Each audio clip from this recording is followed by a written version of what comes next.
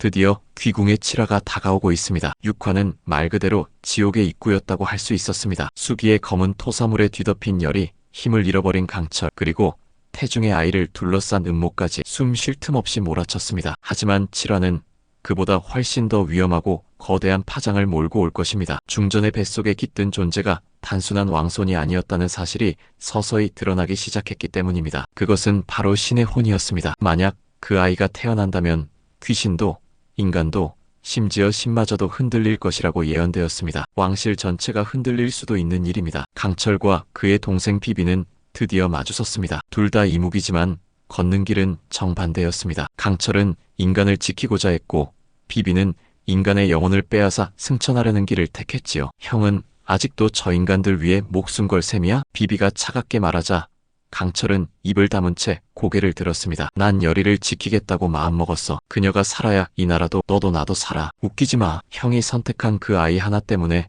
지금 궁이 얼마나 위험한 줄 알아? 그 아이 저주야. 비비의 목소리엔 분노와 슬픔이 섞여 있었습니다. 질투였을까요? 아니면 정말로 미래를 알고 있는 걸까요? 한편 열이는 중전의 침소에서 이상한 기운을 감지했습니다. 이건 팔척기가 아니에요. 더 깊고 더 낡은 기운이에요. 완전히 다른 존재예요. 수기의 정체가 아니었습니다. 이것은 아예 신기라고 불려야 할 무언가였던 것이죠. 풍사는 지하에 숨겨놓은 항아리 앞에서 웃고 있었습니다. 드디어 때가 왔군. 천지신명께 바칠 제물은 준비되었으니 이제 깨어나라. 그가 주문을 외우는 순간 항아리 안에서 피와 연기가 뿜어져 나왔고 그 안에서 울부짖는 목소리가 터져 나왔습니다. 누가 날 깨웠느냐? 중전을 구하고 태중의 아이를 지켜내야 한다는 임무. 하지만 그로 인해 귀궁 전체가 무너질 수도 있다는 사실. 내 자식을 지키자니 나라가 무너지고 나라를 지키자니 내 아이가 죽는구나. 그의 손은 떨리고 있었습니다. 열이 역시 고민에 빠졌습니다. 그녀는 단순한 몸주가 아니었습니다. 오히려 이 모든 혼란의 열쇠와도 같은 존재라는 암시가 드러났습니다. 어릴 적부터 반복되던 꿈, 거울 속의 또 다른 자신.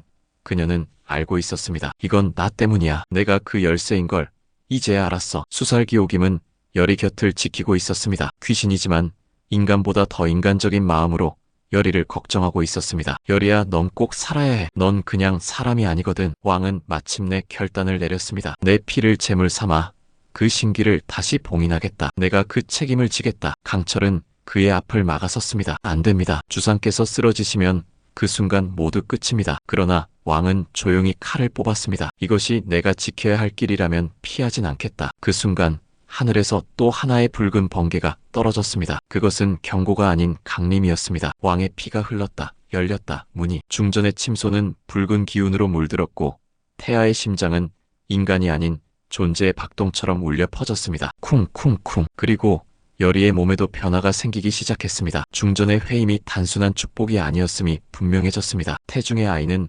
왕실의 혈통을 잇는 존재일 뿐만 아니라 신적인 존재의 그릇으로 여겨졌습니다. 귀신들이 그 아이를 노리는 이유도 단순한 원한 때문이 아니라 그 안에 담긴 힘 때문이었습니다. 저 아이는 태어나는 순간부터 선택받은 존재였습니다. 단순한 인간이 아닙니다. 풍선의 음침한 목소리가 지하실을 울렸습니다. 신의 혼이 깃들 자궁, 그것이 바로 중전 마마의 태입니다. 왕 이정은 날이 선 눈으로 그 진실을 마주했으며 그가 지켜야 할 것이 하나가 아니란 현실에 무너졌습니다. 나라냐 내 아이냐 하늘은 어찌하여 이토록 잔혹한 물음을 던지는가. 그 순간 열이는 결단을 내렸습니다. 더 이상 두려움 속에 머무를 수 없었습니다. 중전 마마의 아기는 제가 지켜야 할 생명이에요. 어떤 저주가 오더라도 전 도망치지 않겠습니다. 수살기옥임은 조용히 고개를 끄덕였습니다. 이 세상의 귀신도 신도 이해할 수 없는 게 인간의 마음이지. 내가 그런 마음이라면 나도 돕겠다. 강철은 열이의 곁을 지켰습니다. 그리고 점점 확신했습니다. 자신이 이승에 머무는 이유, 그건 오직 한 사람 때문이었습니다. 열이야, 내가 사라지면 난 이 세상에 존재할 이유가 없다. 비비는 그런 형을 이해하지 못했습니다. 하지만 동시에 질투도 했습니다. 저 아이 하나 지키겠다고 이무기의 길을 버려? 그게 사랑이야? 그건 미련이야. 형답지 않아. 그러나 강철은 단호히 말했습니다. 난 인간이 되어도 좋아. 단 너만은 열이를 건드리지 마라. 비비는 씁쓸히 웃으며 칼을 들었습니다. 그래, 그럼 날 막아보던가. 형이 지키려는 것이 과연 끝까지 살아남을 수 있는지 보자고. 이윽고 풍사는 마지막 봉인 해제를 준비했습니다. 왕실의 한복판에서 의식을 치르려는 그 계획은 실로 대담했습니다. 이제 모두의 피가 모였다. 왕의 피, 신기의 혼, 그리고 태중의 혼. 이제 귀궁의 문이 열린다. 그때 궁 전체에 바람이 휘몰아쳤습니다. 나인들이 비명을 질렀고 하늘은 붉게 갈라졌습니다. 피가 필요해 더 많은 피. 무속의 붉은 종이 날리고 수백 개의 부적이 하늘로 타올랐습니다. 그리고 그 사이로 어둠의 형체가 걸어 나왔습니다. 누가 날 불렀느냐? 그 존재는 눈동자가 없었습니다. 사람의 모습이지만 얼굴이 없었고 손은 5개였습니다. 그리고 그 입에서 나온 첫 마디는 모두를 얼어붙게 만들었습니다. 열이 너냐? 그 순간 열이의 몸이 진동하며 파르르 떨렸습니다. 무언가 그녀 안에서 반응하고 있었습니다. 당신은 누구예요? 나는 너의 그림자다. 중전은 의식을 잃은 채 침상에 누워 있었고 열이는 혼란에 빠진 채 무릎을 꿇었습니다. 이 모든 것이 나 때문이었다면 전 어쩌면. 강철이 열이를 감싸 안으며 속삭였습니다. 너 때문이 아니야. 넌 오히려 이 세상을 지킬 유일한 희망이야. 그 말은 열이의 눈에서 눈물을 터뜨리게 만들었습니다. 이제 그녀는 단순한 피해자가 아닌 운명을 바꿀 선택의 주인공이 되었습니다. 그리고 그 순간 궁의 중심에 커다란 균열이 생겼고 아래에서 불꽃이 솟구쳤습니다. 지하에서 솟구친 불꽃은 단순한 화염이 아니었습니다. 그것은 누군가의 저주, 원한, 그리고 수백 년간 봉인되었던 신기의 분노가 응축된 기운이었습니다. 궁 안의 모든 기물이 흔들렸고 하늘마저 붉게 일렁였습니다. 왕은 피투성이가 된 옷자락을 부여잡고 서 있었습니다. 이것이 내가 피로 지킨 나라의 모습인가? 강철은 왕의 옆에 다가가 칼을 들어 올렸습니다. 더 이상 희생은 없어야 합니다. 신기를 반드시 끝내야 합니다. 열이는 검은 기운 속에서 점점 흐려지는 자신의 의식을 붙잡고 있었습니다. 그녀의 손이 떨렸고 몸속에서 들리는 낯선 음성이 점점 더 또렷해졌습니다. 너는 나다. 나는 너다.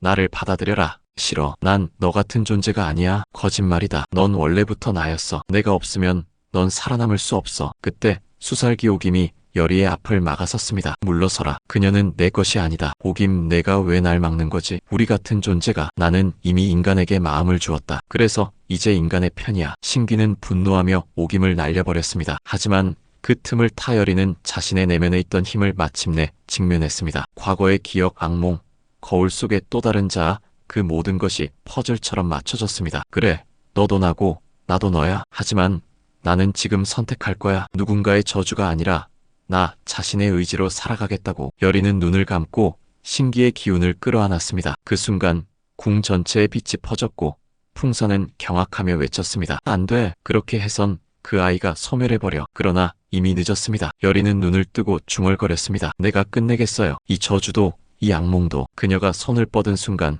신기의 형체가 울부짖으며 갈라지기 시작했고 하늘 위로 검은 연기가 흩어졌습니다. 하지만 그와 동시에 열이의 몸이 붕 떠오르며 무너졌습니다. 강철은 재빨리 그녀를 받아 안았습니다. 열이야, 안 돼. 정신 차려. 그녀의 얼굴은 창백했고 숨결은 희미했습니다. 강철, 난 잘한 거겠지? 그래, 아주 잘했어. 넌 날 그리고 모두를 구했어. 비비는 먼 발치에서 그 장면을 바라보며 중얼거렸습니다. 결국 형은 인간의 마음을 택했네. 그게 너의 길이라면 이젠 더 이상 붙잡지 않겠어. 오김은 다친 몸을 이끌고 강철 옆에 앉았습니다. 그녀는 지금 아주 깊은 잠에 들었을 뿐이야. 그녀의 안에 있던 모든 저주와 기억을 정리하느라 시간이 걸릴 거야. 강철은 열이의 이마를 어루만지며 말했습니다. 기다릴게. 내가 깨어날 때까지 얼마든지. 그리고 화면은 점점 어두워졌고 마지막으로 붉게 타오르는 귀궁의 문이 다시 봉인되는 장면이 비춰졌습니다. 그 문 너머로 속삭이는 듯한 목소리가 울렸습니다. 다음엔 반드시 깨어날 것이다. 정말 너무너무 가슴 졸이며 보고 있어요. 구독과 좋아요 눌러주시면 또 다른 예고로 찾아올게요. 다음 회차에서 다시 만나요.